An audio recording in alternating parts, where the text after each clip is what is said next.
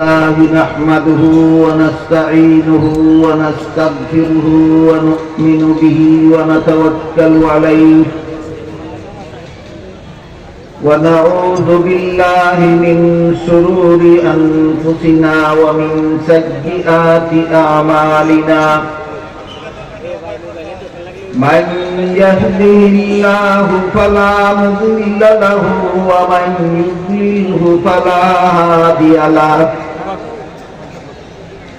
ونشهد أن لا إله إلا الله وحده لا شريك له ونشهد أن سيدنا ونبينا ومولانا محمدا عبده ورسوله صلى الله تعالى عليه وعلى آله وأصحابه وبارك وسلم. أما بعد فأعوذ بالله من الشيطان الرجيم. بسم الله الرحمن الرحيم. وما آتاكم الرسول فخذوه وما نهاكم عنه فانتهوا. وقال رسول الله صلى الله عليه وسلم: كل أمتي يدخلون الجنة إلا من أبى. قيل ومن أبى؟ قال من أطاعني دخل الجنة ومن عصاني فقد أبى، أو كما قال عليه الصلاة والسلام. শ্রদ্ধেয় সভাপতি হযরত উলামায়ে কেরাম, সম্মানিত সুধী সমাজ, দূর দূরান্ত থেকে আগত সর্বস্তরের মুসলমান ভাইয়েরা আমার ও পর্দার আড়ালে বসা আমার মা ও বোনেরা, আমি আশা করি আপনারা জানেন যে আজকের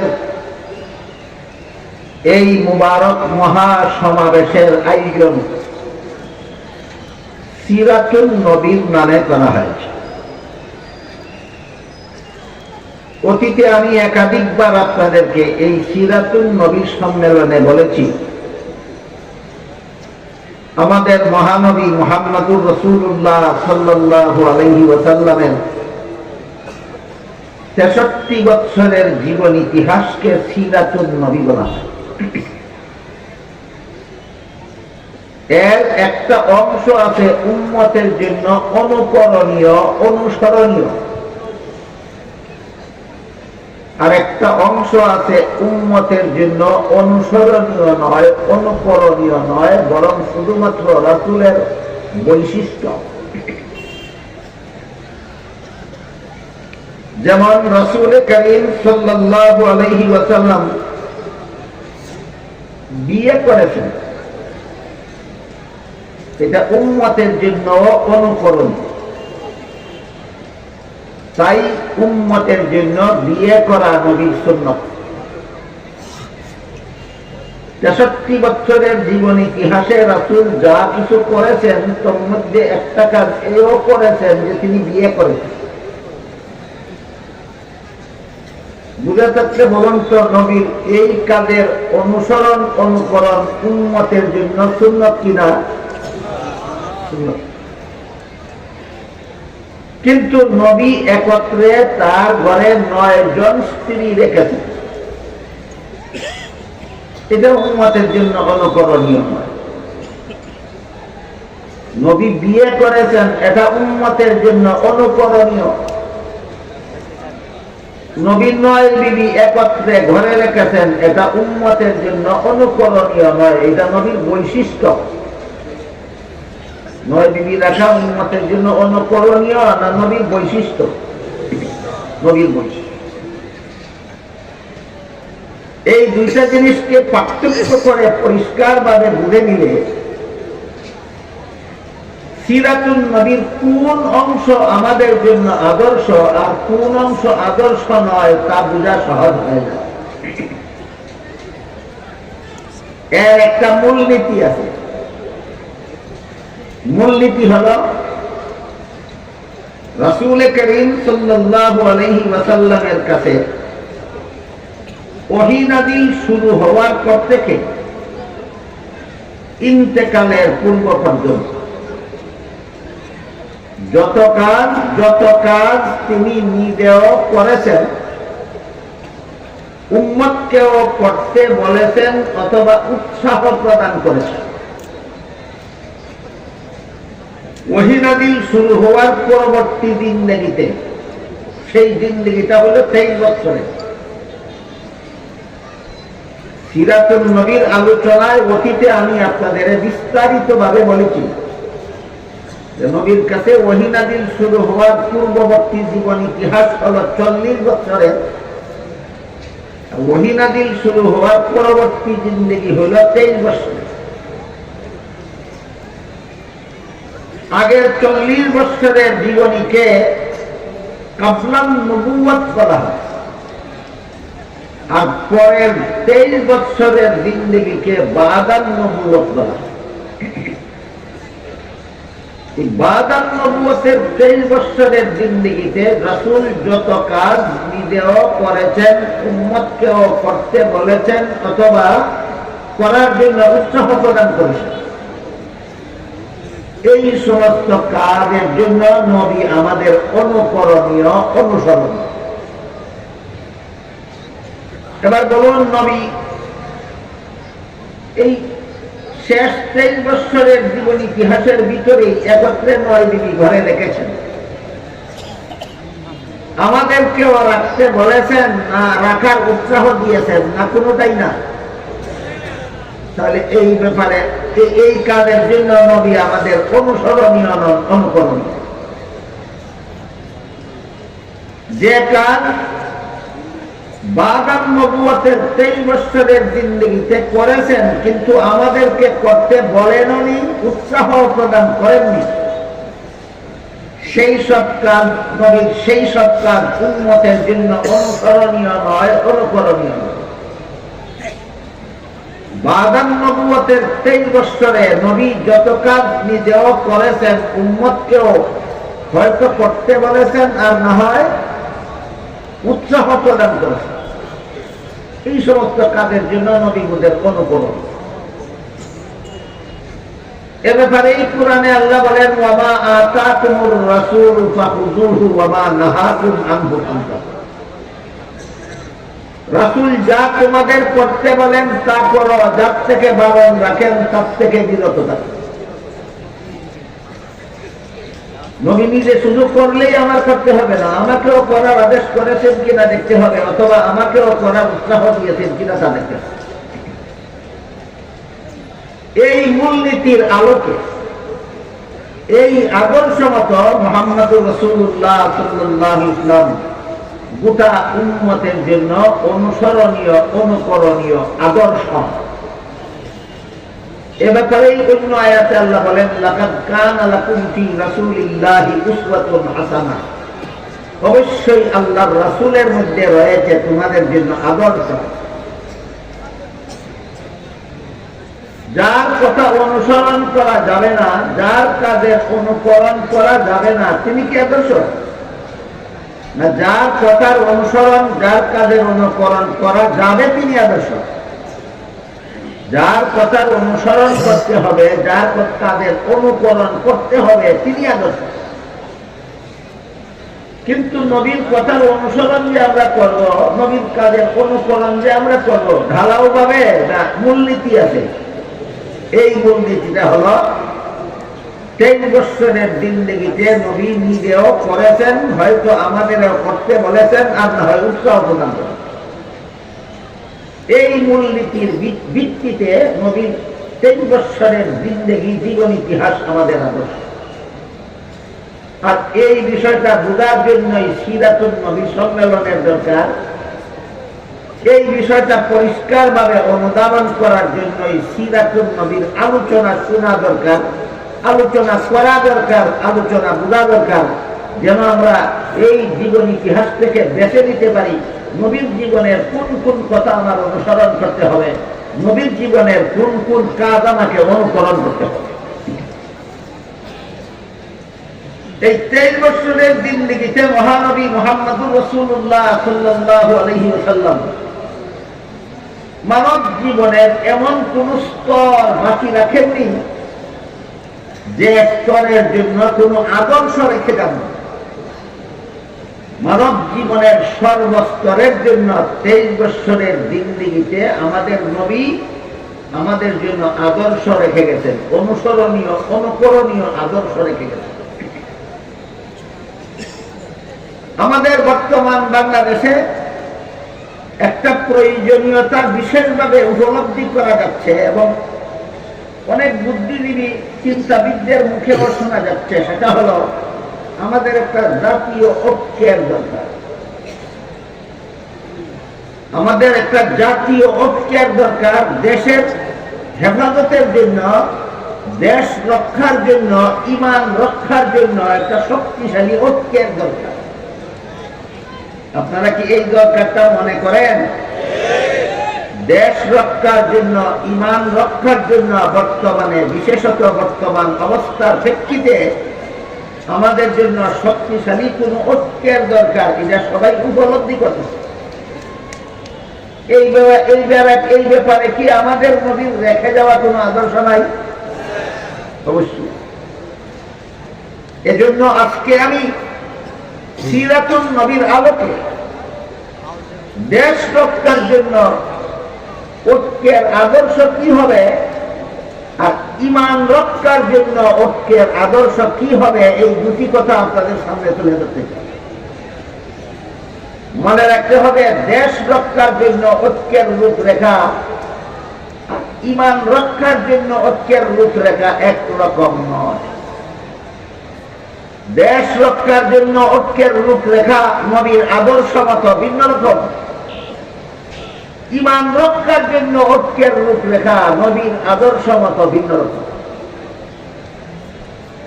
এই দু ধরনের ঐক্যের দু ধরনের রূপরেখা উপলব্ধি করার অভাবে আজকাল অনেকেই ঐক্যের প্রয়োজনীয়তা উপলব্ধি করতেছেন, কিন্তু উভয় প্রকারের ঐক্যকে একাকার করে ফেলতেছেন, জগা খিচুড়ি পাকিয়ে ফেলতেছেন। যেখানে ঐক্য তো হচ্ছে না, বরং পাল্টা আরো বিভ্রান্তির সৃষ্টি হচ্ছে সমাজে। এই বিভ্রান্তি মুক্ত একটা সফল ঐক্যে যাতে আমরা উপনীত হতে পারি, সেজন্য রাসূলের সিরাতুন নবীর আদর্শের আলোকে দেশ রক্ষার ঐক্যের জন্য নবী কি আদর্শ রেখে গেছেন আর ঈমান রক্ষার ঐক্যের জন্য নবী কি আদর্শ রেখে গেছেন, পৃথক পৃথক ভাবে আমি আপনাদের সামনে তুলে ধরতে চাই।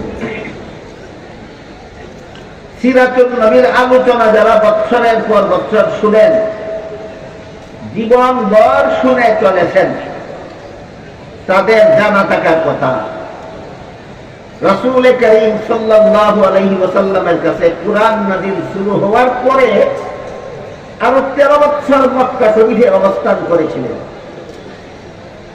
এই 13 বছরের জীবন ইতিহাসকে সিরাতুন নবীর ভাষায় রাসূলের মক্কি জিন্দেগি বলা হয়। ওহী নাযিল শুরু হওয়ার পরে যে আরো 13 বছর মক্কায় অবস্থান করেছিলেন, এই 13 বছরের জীবন ইতিহাসকে কি জিন্দেগি? মক্কি জিন্দেগি বলা। আগে গেল 40 আর পরের 13, 40 আর 13, 53 বছর বয়সে রাসূল করিম সাল্লাল্লাহু আলাইহি ওয়াসাল্লাম মক্কা শরীফ থেকে হিজরত করে মদিনা শরীফে। সেখানে অবস্থান করেছিলেন আরো 10 বছর, এই জীবনের শেষ 10 বছর। সুতরাং মদিনা শরীফ হিজরত করে মদিনা শরীফ চলে যাওয়ার পর আরো যে 10টি বছর সেখানে অবস্থান করেছিলেন, সেই 10 বছরের অবস্থানকালীন জীবন ইতিহাসকে সিরাতুন নবীর ভাষায় মাদানী জিন্দেগি বলা হয়। 13 বছরের মক্কি জিন্দেগি আর 10 বছরের মাদানী জিন্দেগি। 13 বছরের মক্কি জিন্দেগি আর 10 বছরের মাদানী।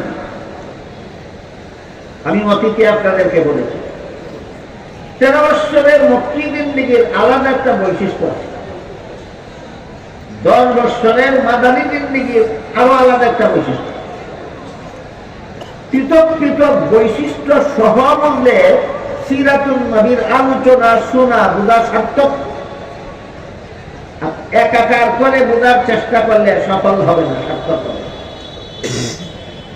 13 বছরের মক্কি জিন্দেগির বৈশিষ্ট্য ছিল দিন প্রচার করুন, দিনের দাওয়াত দিন, মানুষের ব্যক্তি জীবন গঠন করুন, পারিবারিক জীবন গঠন করুন।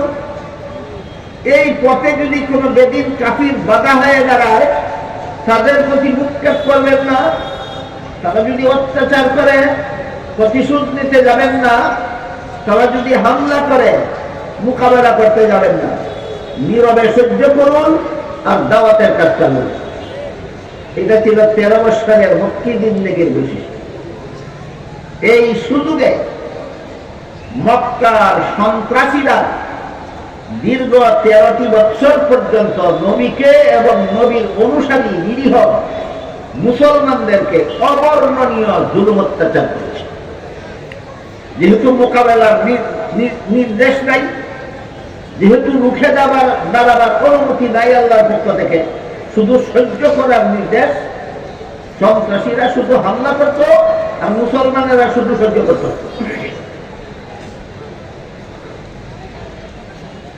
এমত অবস্থায় যখন 13টি বছর চলে গেল, আল্লাহ পাক রব্বুল আলামিন হুকুম দিলেন মক্কা শরীফ ছেড়ে, জন্মস্থান ছেড়ে দেশান্তর হয়ে মদিনা শরীফ চলে যায়। এটাকে ইসলামের পরিভাষায় সিরাতুন নবীর ভাষায় হিজরত বলা হয়। আপনি মক্কা শরীফ থেকে হিজরত করে সঙ্গী সাথী অনুসারী মুসলমানদেরকে নিয়ে মদিনা শরীফ চলে যান।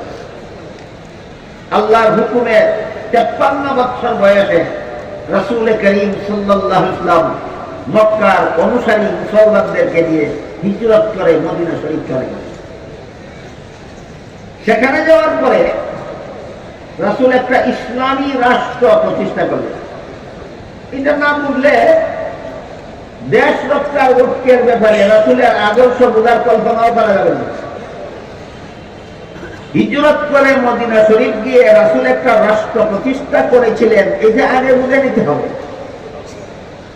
এটা না বুঝলে কিয়ামত পর্যন্ত মুসলমানদের কোন দেশ রক্ষার ঐক্য কোন ম্যানিফেস্টোতে হবে, কোন রূপ রেখামাতে হবে, সেটা বোঝার কল্পনাও করা যাবে না। তাই আগে বুঝে নিতে হবে হিজরতের পর 10 বছরের মাদানী জিন্দেগিতে আল্লাহর রাসূল একটা রাষ্ট্র প্রতিষ্ঠা করেছিলেন। সেই রাষ্ট্রের সংবিধানটা আগে বুঝে নিতে হবে। আমার কথা বুঝে থাকলে বলুন, রাসূল একটা রাষ্ট্র প্রতিষ্ঠা করেছিলেন মক্কি জিন্দেগিতে না মাদানী জিন্দেগিতে? মাদানী জিন্দেগিতে রাষ্ট্র প্রতিষ্ঠা করেছিলেন এবং সেই রাষ্ট্রের পরিচালনার জন্য আল্লাহ রাসূল একটা লিখিত সংবিধান তৈরি করেছেন। কোন কোন ইতিহাসে পাওয়া যায় একমাত্র মুহাম্মদুর রাসূলুল্লাহ সাল্লাল্লাহু আলাইহি ওয়াসাল্লাম সর্বপ্রথম ব্যক্তি পৃথিবীর ইতিহাসে যিনি রাষ্ট্র পরিচালনার জন্য একটা লিখিত সংবিধান তৈরি করেছিলেন। তার আগে দুনিয়ার বিভিন্ন দেশের রাজা বাদশারা যে দেশ শাসন করত, তাদের সুনির্দিষ্ট কোন লিখিত সংবিধান ছিল না। প্রথাগত কতগুলি মূল নীতি, প্রথাগত মুখস্থ করা কতগুলি নীতিমালার ভিত্তিতে তারা দেশ শাসন করে। একমাত্র ব্যক্তি মুহাম্মদুর রাসূলুল্লাহ সাল্লাল্লাহু আলাইহি ওয়াসাল্লাম হিজরত করে মদিনা শরীফ যাওয়ার পর একটা রাষ্ট্র প্রতিষ্ঠা করলেন। সেই রাষ্ট্রকে পরিচালনার জন্য একটা পরিপূর্ণ সংবিধান তৈরি করলেন। ইতিহাসের ভাষায় সেই সংবিধানটার নাম ছিল মদিনা সনদ। নামটা মনে রাখবেন। রাসূল মদিনায় গিয়ে রাষ্ট্র প্রতিষ্ঠা করার পর রাষ্ট্রটা পরিচালনা করার জন্য একটা সংবিধান তৈরি করেছিলেন। ইতিহাসের ভাষায় সংবিধানটার নাম ছিল মদিনা সনদ। এই সংবিধান তৈরির মাধ্যমে রাসূল উম্মতের রাষ্ট্র পরিচালনার একটা মূলনীতি শিক্ষা দিলেন। সেটা হল রাষ্ট্রের নাগরিকরা যদি এই রাষ্ট্রে সুখে শান্তিতে বসবাস করতে চায়, নিয়ম শৃঙ্খলা বজায় রেখে যদি জীবনযাপন করতে চায়, তাহলে এর জন্য কিছু নীতিমালা লিখিতভাবে থাকতে হবে, যাকে আমাদের বর্তমান পরিভাষায় আইন শৃঙ্খলা বলা হয়। এইভাবে দেশের সমস্ত জনগণকে সরকারি আইন শৃঙ্খলা মেনে চলতে হবে। দেশকে সুশাসন করতে হলে, দেশকে শান্তিপূর্ণভাবে শাসন করতে হলে আইন শৃঙ্খলার ব্যবস্থা দেশের মধ্যে চালু করতে হবে। এই সংবিধান তৈরির মাধ্যমে রাসূল উম্মতকে এই রাষ্ট্রের কি আদর্শ শিক্ষা দিলেন। বুঝে থাকলে বলুন, আইন শৃঙ্খলা ছাড়া দেশ শান্তিতে চলবে না অশান্তিতে পড়বে? এই জন্য সংবিধান লাগবে। আইন শৃঙ্খলা ঠিক রাখতে হবে।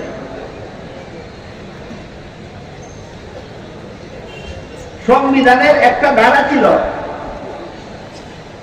এই মদিনায় যে সমস্ত মুসলমানেরা বসবাস করে তারা যেভাবে তাদের ইসলাম ধর্ম পালনে স্বাধীন, মদিনায় যে সমস্ত অমুসলিম ইহুদিরা বাস করে তারাও তাদের ধর্ম পালনে স্বাধীন।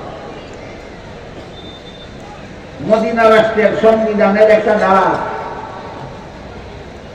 এই একই রাষ্ট্র মুসলমান নাগরিকেরা যেভাবে তাদের ইসলাম ধর্ম পালনে স্বাধীন, অমুসলিম নাগরিকেরাও তাদের ভিন্ন ধর্ম পালনে স্বাধীন। যে মদিনা সনদের একটা ধারা। আমরা একটু যাচাই করে দেখি ধারাটা কোরআন বিরোধী কিনা। আল্লাহ পাক রব্বুল আলামিন এমর্মে কোরআনের এক আয়াতে বলেন, লা ইকরাহা ফিদ্দীন, ধর্মের বেলায় বল প্রয়োগ চলবে না। এক দেশে বসবাসকারী সমস্ত ধর্মাবলম্বীরাই আপন আপন ধর্ম পালনে স্বাধীন। কোরআন কি বললো আর মদিনা সনদে কি লেখা হলো উল্টা পাল্টা? একই কথা। কোরআনে আল্লাহ যেভাবে বলে দিয়েছেন সমস্ত একই দেশে বসবাসকারী সমস্ত ধর্মাবলম্বীরা আপন আপন ধর্ম পালনে স্বাধীন, ঠিক তেমনি ভাবে মদিনা সনদেও আল্লাহ রাসূল, সংবিধানেও আল্লাহ রাসূল এই ধারা সংযুক্ত করে দিলেন, এই দেশের সমস্ত নাগরিকেরা আপন আপন ধর্ম পালনে স্বাধীন। কাজেই রাসূলের সংবিধানে ধর্মীয় স্বাধীনতা স্বীকৃত হল। রাসূলের সংবিধানে কি স্বাধীনতা স্বীকৃত হল? ধর্মীয় স্বাধীনতা স্বীকৃত হল। একই দেশে বসবাসকারী সমস্ত ধর্মাবলম্বীরাই আপন আপন ধর্ম পালনের। এখানে একটা প্রশ্ন দেখতে পারে, সেটা হল রাসূল মদিনা সনদেও সকল ধর্মাবলম্বীদের ধর্ম পালনের স্বাধীনতা দিলেন, আল্লাহ কোরআনেও একই দেশে বসবাসকারী সকল ধর্মাবলম্বীদের আপন আপন ধর্ম পালনের স্বাধীনতা দিলেন, তাহলে কি সকল ধর্মই আল্লাহর কাছে গ্রহণযোগ্য? এই হল প্রশ্ন। আমি অতীতে একাধিকবার আপনাদেরকে এই প্রশ্নের জবাব দিয়েছি, কিন্তু তারপরও দেখা যায় অনেকে কোরআন হাদিসের সুস্পষ্ট সমাধান জানার পর, বোঝার পরও ব্যতিক্রম করে, লঙ্ঘন করে। ঠিক ভুলে যায় নাকি জেনে শুনে লঙ্ঘন করে, আল্লাহই ভালো জানে। কাজে আপনারা যেন ভুলে না যান এবং লঙ্ঘন করার অপচেষ্টাও না চালান, সেজন্য আজকে আবারও এই প্রশ্নের জবাব দিচ্ছি যে সব ধর্মই কি আল্লাহর কাছে গ্রহণযোগ্য? তা না হলে আল্লাহ সব ধর্ম পালনের স্বাধীনতা দিলেন। এই প্রশ্নের সুস্পষ্ট সমাধান দিয়েছেন আল্লাহ সূরা আলে ইমরানের 85 নম্বর আয়াত। সেখানে আল্লাহ বলেন মাই ইয়াবতাগি গায়রাল ইসলামি দীনান ফালাই ইউকবালা মিনহু ওয়া হুয়া ফিল আখিরাতি মিনাল খাসিরিন। এর অর্থ হলো আল্লাহ বলেন ইসলাম ছাড়া ভিন্ন কোন ধর্ম আল্লাহর কাছে গ্রহণযোগ্য হবে না। ভিন্ন ধর্ম পালনকারীরা পরকালে চিরস্থায়ী জাহান্নামীদের অন্তর্ভুক্ত হবে। তাহলে প্রশ্নের জবাব অস্পষ্ট হইল না সুস্পষ্ট হলো? একমাত্র ইসলাম ছাড়া আর কোন ধর্ম আল্লাহর কাছে গ্রহণযোগ্য নয়। এখন আরো জটিল প্রশ্ন যায়, সেটা হলো ইসলাম ছাড়া আর কোন ধর্মই যদি আল্লাহর কাছে গ্রহণযোগ্য না হয়, তাহলে সেই সব ধর্ম পালনের স্বাধীনতা দিলেন কেন? আর স্বাধীনতাই যদি দিলেন তাহলে গ্রহণযোগ্য হবে না কেন? এই প্রশ্নের জবাব অতীতে আমি আপনাদের একটি উদাহরণের মাধ্যমে দিয়েছি, আজকে আবারও দিচ্ছি। যে কোনো শিক্ষা প্রতিষ্ঠানে শিক্ষাদান সমাপ্ত করার পর পরীক্ষা হয় ছাত্রদের। Azimuddin high school মাতৃরা, Azimuddin high school মাঠের পাশ দিয়ে যে রাস্তা শহরে ঢুকেছে, এই রাস্তা দিয়ে আমি একাধারে 3 বছর জামিয়া ইন্ডিয়ায় আসা যাওয়া করেছি লেখাপড়া করার সাথে। তখন থেকে আমি জানি যে আজিমউদ্দিন হাই স্কুল মাঠ। এই আজিমউদ্দিন হাই স্কুলে যত ক্লাসে যত ছাত্ররা পড়ে তাদের কমপক্ষে বৎসরান্তে কোনো পরীক্ষা হয় কিনা? পরীক্ষার্থী ছাত্ররা যখন পরীক্ষার প্রশ্নপত্র হাতে নিয়ে বসে, সমস্ত পরীক্ষার্থীরাই কি প্রশ্নের সঠিক জবাব লেখে না অনেকে ভুলও লেখে? ভুল লেখার দ্বারা পাস করার সম্ভাবনা আছে না নিশ্চিত হয়ে? তাহলে পরীক্ষক এবং শিক্ষকরা ভুল লিখতে বাধা দেয় না কেন? যেই লেখার কারণে ফেল করবে এমন লিখতে বাধা দেয় না কেন? আর বাধাই যদি দিল না তাহলে ফেল করবে কেন? এই প্রশ্নের যেই জবাব, ইসলাম ছাড়া অন্য ধর্ম পালনকারী যদি জাহান্নামেই যাবে, তাইলে আমরা তাদেরকে বাধা দেব না কেন? আর বাধাই যদি দেব না তাহলে গ্রহণযোগ্য হবে না কেন? এই প্রশ্নেরও সেই জবাব। উভয় প্রশ্নের কি জবটা হলো নিয়ম রক্ষার জন্য, গ্রহণযোগ্যতার কারণে নয়। পরীক্ষার্থী ছাত্র প্রশ্নের জবাব ভুল লিখলে বাধা দেওয়া যাবে না, গ্রহণযোগ্যতার কারণে নয়, নিয়ম রক্ষার জন্য। বাধা দিলে এটা পরীক্ষাই থাকে না। আপনারাই বলুন, পরীক্ষার্থী ছাত্র প্রশ্নের জবাব ভুল লিখলে যদি কেউ বাধা দেয়, এটা পরীক্ষা থাকে? পরীক্ষাই থাকে না। সুতরাং এটা পরীক্ষার নিয়ম, বাধা দেওয়া যাবে না ভুল লেখলেও। ঠিক তেমনি ভাবে এইটা দুনিয়ার নিয়ম, ভ্রান্ত ধর্ম পালন করলেও বাধা দেওয়া যাবে না। গ্রহণযোগ্যতার কারণে না নিয়ম রক্ষার জন্য। এই সুযোগে যদি কোনো পরীক্ষার্থী ছাত্র ইচ্ছা মতো প্রশ্নের জবাব ভুল লেখে, তাহলে যেভাবে তার কপালে ঘোড়ার ডিম ছাড়া আর কিছু নাই, ঠিক তেমনি ভাবে এই সুযোগে যদি দুনিয়াতে কেউ ইসলাম ছাড়া আর কোন ধর্ম পালন করে, তার কপালে ও ঘোড়ার ডিম ছাড়া আর কিছু নেই। ঘোড়ার ডিম নয়, জাহান্নাম ছাড়া আর কিছু নেই। অথচ আমাদের দেশে বেশ কয়েক বছর যাবৎ একটা মস্তানি কথা প্রচার করা হচ্ছে। মস্তানি কথা।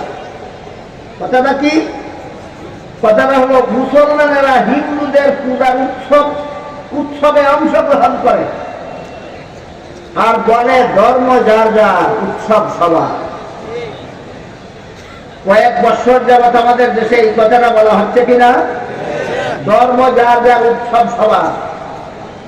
আমি জবাব দেবার আগে জিজ্ঞাসা করতে চাই, ধর্ম যার যার, উৎসব সবারই যদি হয়, তাই বলে যদি মুসলমান দুর্গা পূজার উৎসবে গিয়ে মিষ্টি খেতে পারে, তাহলে তো হিন্দুরাও মুসলমানের ঈদুল আজহার উৎসবে এসে গরুর গোশত খেতে পারে।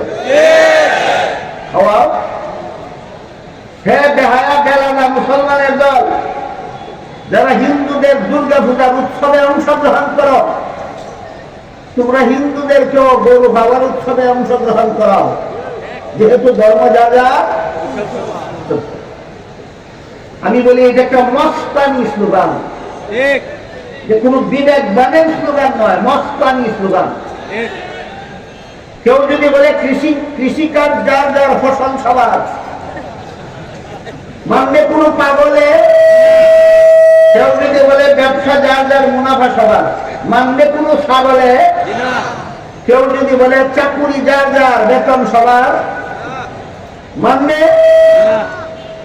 কেউ যদি কয় বিয়া যার যার বউ সবার, তাহলে মানবে? না, মানবে না। তাহলে এই কথাগুলি বিবেকবানের কথা না মস্তানি? এই কথাগুলি যেমন মস্তানি, তেমনি ভাবে ধর্ম যার যার উৎসব সবার একটা চরম মস্তানি কথা।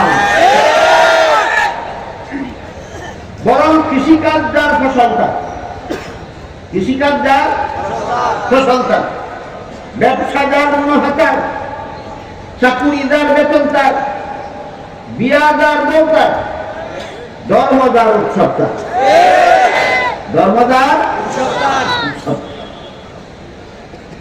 এই ধরনের মস্তানীয় ধর্ম নিয়ে এই দেশে চলে কেন? সিরাতুন নবীর আদর্শ বিস্তারিত ভাবে আলোচনা না হওয়া অথবা ভালোভাবে না বোঝার কারণে। আল্লাহ কোরআনেও সমস্ত ধর্মাবলম্বীদের আপন আপন ধর্ম পালনের স্বাধীনতা দিয়েছেন। সিরাতুন নবীর আলোচনায় দেখা গেল রাসূলও ঐতিহাসিক মদিনা সনদ, রাসূলের প্রতিষ্ঠিত দেশের সংবিধানেও সমস্ত ধর্মাবলম্বীদের আপন আপন ধর্ম পালনের স্বাধীনতা দিয়েছেন। ধর্ম যার যার উৎসব সবার বোঝাবার জন্য নয়, ধর্ম যার উৎসব তার বোঝাবার জন্য। এই মদিনা সনদের আরেকটা দাম, এই রাষ্ট্রে যত মুসলমান অমুসলমান বাস করবে সবাই একই দেশের নাগরিক বলে গণ্য হবে। রাসূলের প্রতিষ্ঠিত রাষ্ট্রে মুসলমান অমুসলমান নির্বিশেষে যত মানুষ বাস করবে সকলেই একই দেশের নাগরিক গণ্য হবে, একই দেশের নাগরিক গণ্য হবে। মুসলমানেরাও রাসূলের প্রতিষ্ঠিত দেশের নাগরিক, ইহুদিরাও রাসূলের প্রতিষ্ঠিত দেশের নাগরিক। বলেন সমস্ত ধর্মাবলম্বীরা কত দেশের নাগরিক? একই দেশের। এটা মদিনা সনদের একটা উপাদান। এরপরে সেই মদিনা সনদে আরো উল্লেখ ছিল, যেহেতু আমরা মুসলমান অমুসলমান নির্বিশেষে সকলেই একই দেশের নাগরিক, কাজেই বাইরের কোন শত্রু যদি এই দেশের কোন মুসলমানের উপর হামলা করে, একই দেশের নাগরিক হওয়ার কারণে ইহুদিদেরকেও মুসলমানের পক্ষ হয়ে বাইরের শত্রুদের বিরুদ্ধে লড়াই করতে হবে। আর বাইরের কোন শত্রু যদি এই দেশের ইহুদি নাগরিকের উপর হামলা করে, তাহলে একই দেশের নাগরিক হওয়ার কারণে মুসলমানেরাও ইহুদিদের পক্ষ হয়ে বাইরের শত্রুর মোকাবেলা করতে হবে। রাসূলের মদিনা সনদে আমাদের বর্তমান বাংলাদেশের ঐক্যের রূপরেখা পাওয়া যায় কিনা?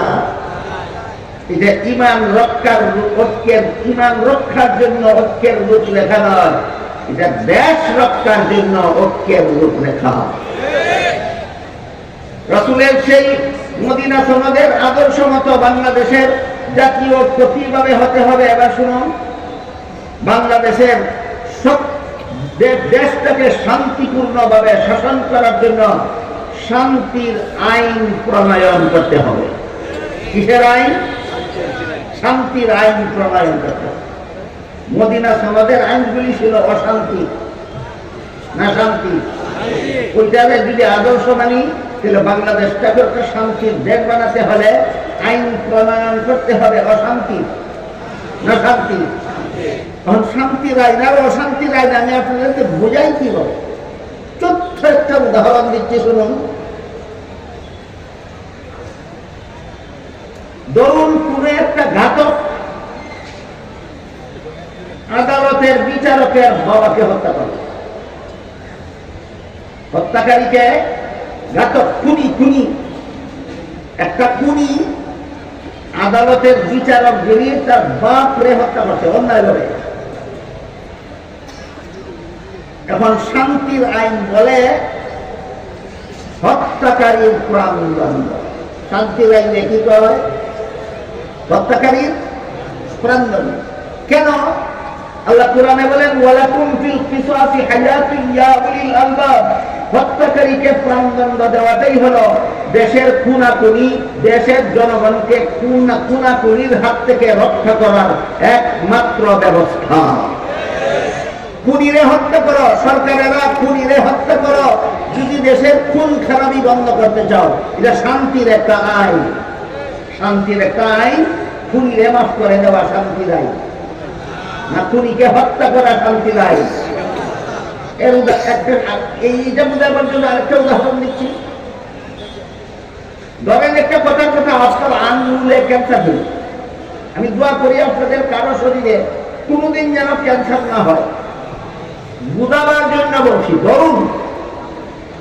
ধরুন আপনার আঙ্গুলে ক্যান্সার হইল, চিকিৎসার জন্য গেলেন, ডাক্তার পরীক্ষা নিরীক্ষা করে বললেন এই আঙ্গুলটা কেটে ফেলে দিতে হবে, এছাড়া আপনার দেহকে ক্যান্সারের আক্রমণ থেকে রক্ষা করার আর কোন ব্যবস্থা নেই। এমন অবস্থা আপনার আঙ্গুলটা আদর করে রেখে দেওয়াই শান্তির ব্যবস্থা না কেটে ফেলে দেওয়াই শান্তির ব্যবস্থা? যেভাবে ক্যান্সারে আক্রান্ত আঙ্গুলটা কেটে ফেলে দেওয়াই শান্তির একমাত্র ব্যবস্থা, ঠিক তেমনি ভাবে আল্লাহ বলেন খুনিদেরকে হত্যা করাই দেশের খুন খারাপি বন্ধ করার একমাত্র ব্যবস্থা। শান্তির আইনের একটা উদাহরণ দিল। এবার আপনারা যে দেশে বাস করেন, এই দেশের একটা এই দেশে এই ব্যাপারে কি আইন আছে বলি? আপনারা পাকিস্তান বাস করেন না হিন্দুস্তান? বাংলাদেশ শোনেন, আপনাদের বাংলাদেশে এই ব্যাপারে কি আইন আছে?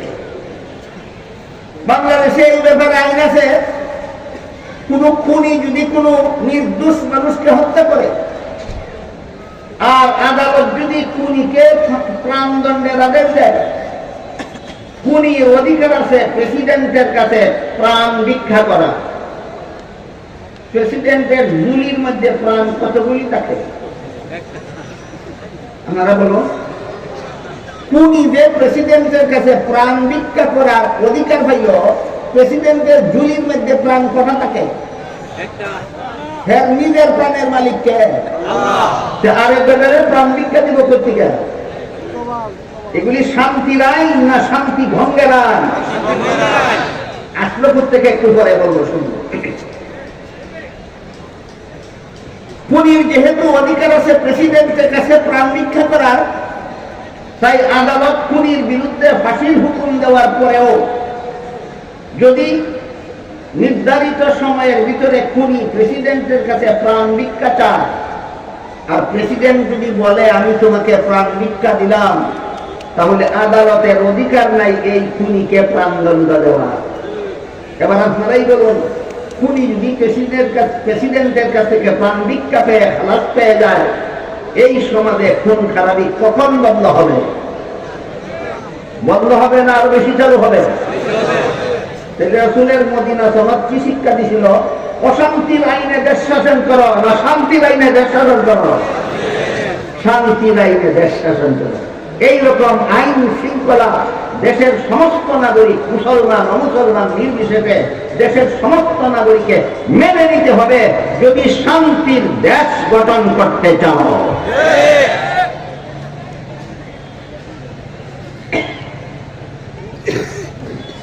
বাংলাদেশে এই আইনটা আসলো বুঝতে, এটা বাংলাদেশে কোন সরকারের রচিত আইন নয়। এটা বাংলাদেশ যারা শাসন করে এদের গাড়ে সুয়ার হওয়া একটা পাকিস্তানি ভূত। পাকিস্তানি ভূত বলি আমি। পাকিস্তান বাংলাদেশ তো পাকিস্তান থাকা অবস্থায় বাংলাদেশ হওয়ার আগেই আদালতে এই আইনটা চালু ছিল। খুনি যদি প্রেসিডেন্টের কাছে প্রাণ ভিক্ষা চায় আর প্রেসিডেন্ট যদি খুনিকে প্রাণ ভিক্ষা দেওয়ার ঘোষণা দিয়ে দেয়, তাহলে খুনিকে আর ফাঁসি দেওয়া যাবে না। আগে করছিল একটা খুন, এখন সাহস পায় যেন আরো 10টা খুন করা। বলেন আইনের নামে এই ভূত কোন দেশ থেকে আমদানি করা? পাকিস্তান থেকে আমদানি করা। এই পাকিস্তানি আদালতের ভূত এখনো বাংলাদেশ যারা শাসন করে এদের ঘাড়ে বসানো। পাকিস্তানি বুট যদি গাড় থেকে না নামাও, নেতা নেত্রী পাল্টাইলে কোনো কাজ হবে না, নীতি পাল্টাতে হবে। নেতা পাল্টাইলে দেশে শান্তি হয় না, নেত্রী পাল্টাইলে দেশে শান্তি হয় না। অশান্তির আইন পাল্টাইয়া শান্তির আইন প্রতিষ্ঠা করতে হবে, দেশের মানুষকে শান্তিতে বসবাস করার সুযোগ সুবিধা দেওয়া। বাংলাদেশের মানুষ বেশি সবল নীতি পাল্টানিত না, নেত্রী পাল্টানি। বাংলাদেশের মানুষ এখন বেশি পাগল নীতি পাল্টানির জন্য না নেত্রী পাল্টানির জন্য। একজন নেত্রী সরাইছে আর একজন নেত্রী বসাইব, একজন নেত্রী সরাইছে আর একজন নেত্রী বসাইব। যে নেত্রীকে বসাইবে সেই নেত্রী অতীতে কোনোদিন এই গদিতে বসেনি। তখন এই নেত্রী যখন দেশে বসা ছিল তখন দেশে শান্তি ছিল, আবার এই নেত্রী বসে যাচ্ছি শান্তির নামে কোন গোড়ার দিনটা বাইরা করলাম। এই জন্য শান্তিতে দেশ শাসনের জন্য আইন শৃঙ্খলা শিখতে হবে রাসূলের ওই মদিনা সনদের সংবিধান থেকে। কোথা থেকে? রাসূলের সংবিধান থেকে। দেশে শান্তি প্রতিষ্ঠার আদর্শ শিখতে হবে, সংবিধানের আইন শৃঙ্খলা নির্ধারণ করার আদর্শ শিখতে হবে রাসূলের ঐতিহাসিক মদিনা সনদ থেকে। এমন অবস্থায় আইন শৃঙ্খলা সাব্যস্ত হওয়ার পর যদি দেশের কোন নাগরিক মুসলমান হোক বা মুসলমান হোক, সংবিধান শান্তির আইনের সংবিধান রচিত হলে পরে দেশের কোন নাগরিক মুসলমান হোক অথবা অমুসলমান হোক, সবাইকে এই আইন নীতিমালা এই সংবিধান মেনে নিতে হবে। কোন নাগরিক যদি এই শান্তির আইন ভঙ্গ করে অথবা অমান্য করে, সাথে সাথে তাকে আদালতে হাজির করে আইনের আওতায় এনে শাস্তির ব্যবস্থা করতে হবে। এটা হইল দেশ রক্ষার জন্য ঐক্যের রূপরেখা। দেশ রক্ষার জন্য ঐক্যের রূপরেখা। রাসূলের মদিনা সনদের দুই একটা ধারা এর আলোকে যদি আপনারা বুঝে থাকেন কথাগুলি, তাহলে বলুন এটা ঈমান রক্ষার জন্য ঐক্যের রূপরেখা না দেশ রক্ষার জন্য ঐক্যের রূপরেখা? দেশ রক্ষার জন্য ঐক্যের রূপরেখা। এই ঐক্য শুধু মুসলমানে হয় না, এই ঐক্য দেশের সমস্ত নাগরিকের মাধ্যমে এই ঐক্য হয়। চাই তুমি মুসলমান হও, চাই তুমি অমুসলমান হও, আমরা সবাই এক দেশের নাগরিক হিসাবে আমরা ঐক্যবদ্ধ। আমরা সবাই শান্তির আইন শৃঙ্খলা মেনে নেব। আমাদের কেউ আইন শৃঙ্খলা লঙ্ঘন করলে আদালতে বিচারের মুখোমুখি হতে বাধ্য থাকবো। আমাদের কেউ উশৃঙ্খল হলে আর সরকার তার বিচার করবে, বিচার মেনে নিতে বাধ্য থাকবো। আমাদের কোন মুসলমানের উপর অথবা কোন অমুসলমানের উপর বাইরের শত্রুর চক্রান্ত হলে, বাইরের শত্রুর কোন দেশ নষ্ট করার, দেশে বিশৃঙ্খলা সৃষ্টি করার, দেশের অর্থনীতি পঙ্গু করে দেওয়ার, দেশকে ধ্বংসের মুখে ঠেলে দেওয়ার মতো কোন চক্রান্ত যদি দেশের বাইরের কোন শত্রু করে, তাইলে দেশের মুসলমান অমুসলমান ঐক্যবদ্ধভাবে বাইরের শত্রুর মোকাবেলা করব। এই হইল দেশ রক্ষার জন্য ঐক্যের রূপরেখা, যা ঐতিহাসিক মদিনা সনদ থেকে আমরা গ্রহণ করতে পারি। এইটা হইল মুহাম্মদুর রাসূলুল্লাহর আদর্শ। এবার বলুন, বাংলাদেশটাকে অর্থনৈতিকভাবে পঙ্গু করে দেওয়া, বাংলাদেশে আইন শৃঙ্খলা বিনষ্ট করে দেওয়ার জন্য, বাংলাদেশের সাম্প্রদায়িক সম্প্রীতি ধ্বংস করে দেওয়ার জন্য, গোটা দেশটাকে ধ্বংসের মুখে ফেলে দেওয়ার জন্য দেশের বাইরের কোন শত্রু ভিতরের কোন মির্জাফরের দলকে নিয়ে চক্রান্ত চালাচ্ছে কিনা?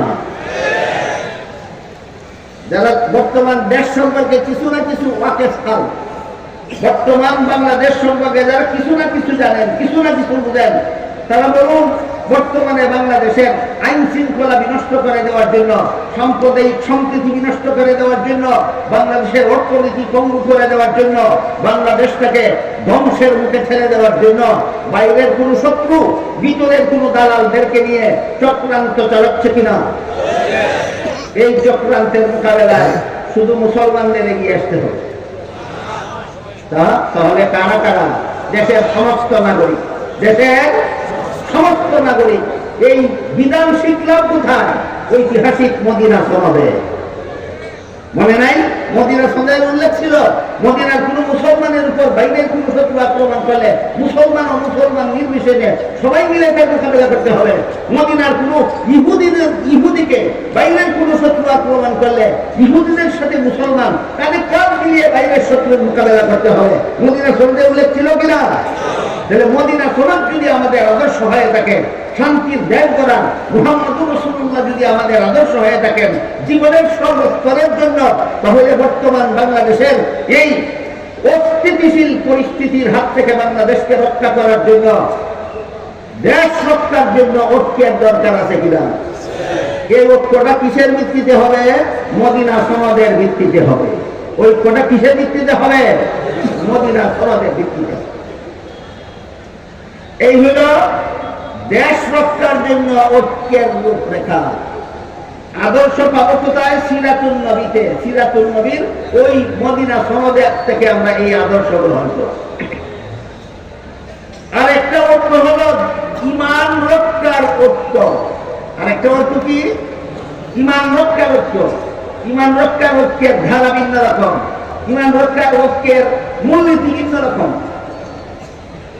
আল্লাহ পাক রব্বুল আলামিন পবিত্র কোরআনে লেখাতে বলেন, ওয়াতাসিমু বিহাবলিল্লাহি জামিআন ওয়া লা তাফাররাকু। এখানে আল্লাহ মুমিন মুসলমানদেরকে সম্বোধন করে বলেছেন, বলেন হে মুমিন মুসলমানেরা, তোমরা আল্লাহর রশিকে শক্তভাবে ধারণ করার মাধ্যমে ঐক্যবদ্ধ হও। যা দেশ রক্ষার ঐক্য নয়, এটা ঈমান রক্ষার ঐক্য। এই জন্য আল্লাহ এখানে নির্দেশটা মুমিন মুসলমানদের সম্বোধন করে দিয়েছেন, হে মুমিন মুসলমানেরা, তোমরা আল্লাহর রশিকে শক্তভাবে ধারণ করার মাধ্যমে ঐক্যবদ্ধ হও।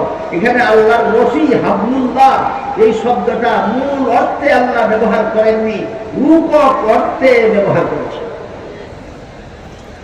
ঈমান রক্ষার জন্য আল্লাহ মুসলমানদেরকে যে ঐক্যের নির্দেশ দিয়েছেন, এই ঐক্যের একটা প্ল্যাটফর্ম আল্লাহর ভাষায় বলে দিয়েছেন। প্ল্যাটফর্মটার নাম হলো হাবলুল্লাহ।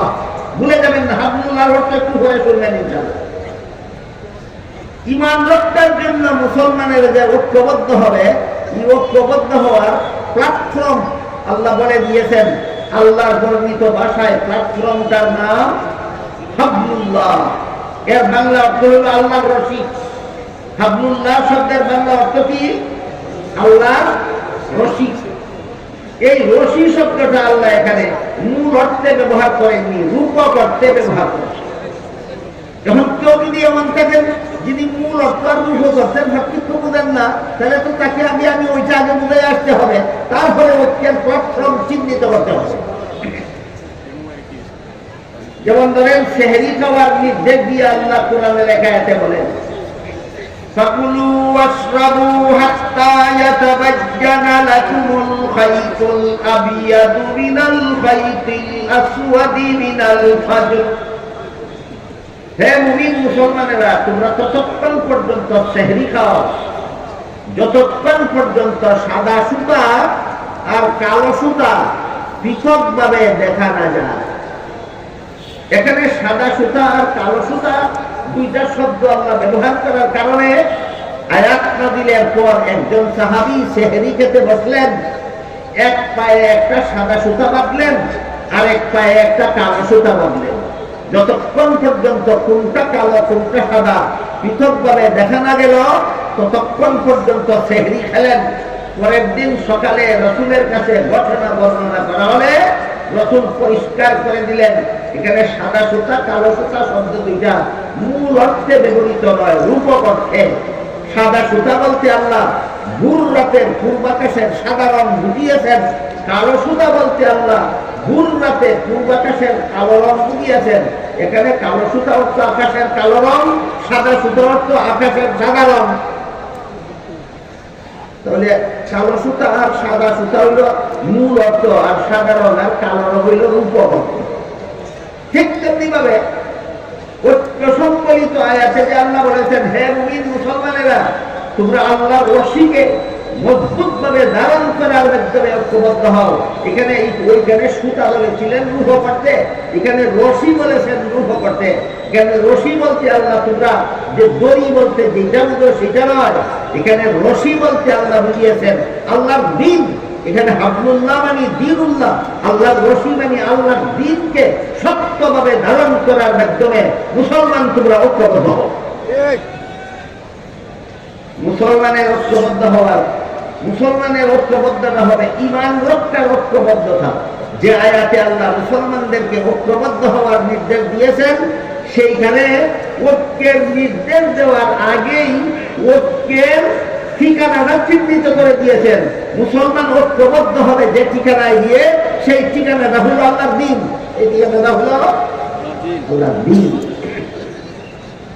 সবচেয়ে বড় আশ্চর্যের ব্যাপার, আজকে আমি খুব ঘন ঘনভাবে লক্ষ্য করছি দেশের বর্তমান পরিস্থিতিতে অনেক লোক মুসলমানদেরকে শুধু বলে, আসো মুসলমানেরা, দেশের বর্তমান প্রেক্ষাপটে ঐক্যের বড় প্রয়োজন, আসো আমরা সব ঐক্যবদ্ধ হয়ে যাই।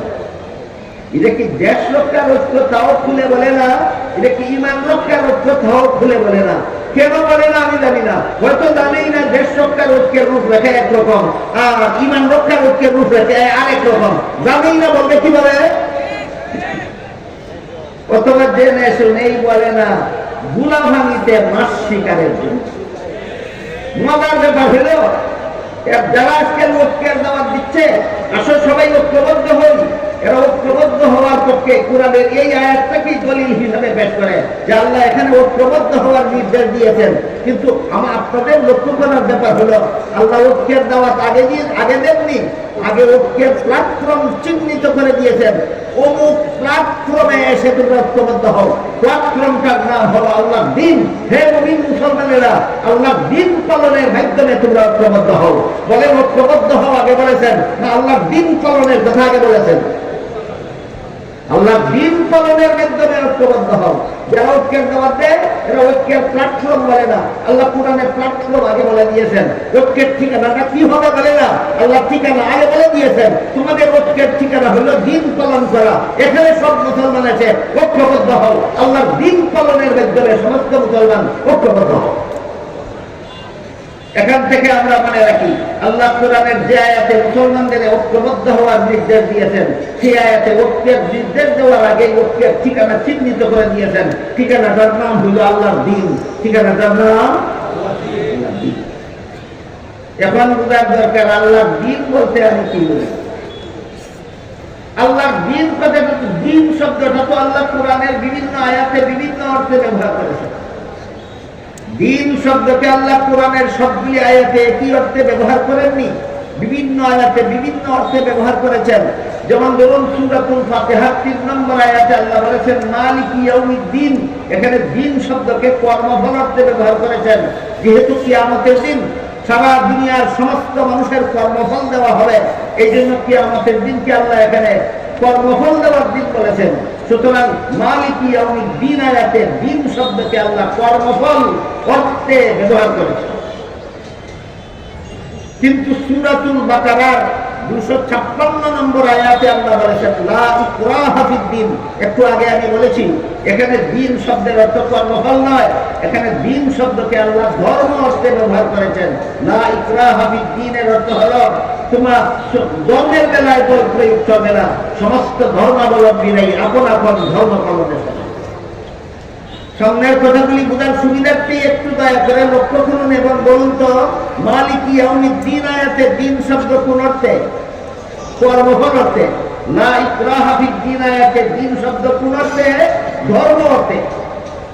আবার দেখুন সূরা শুরা 13 নম্বর আয়াতে আল্লাহ বলেছেন আকিমুদ্দিন।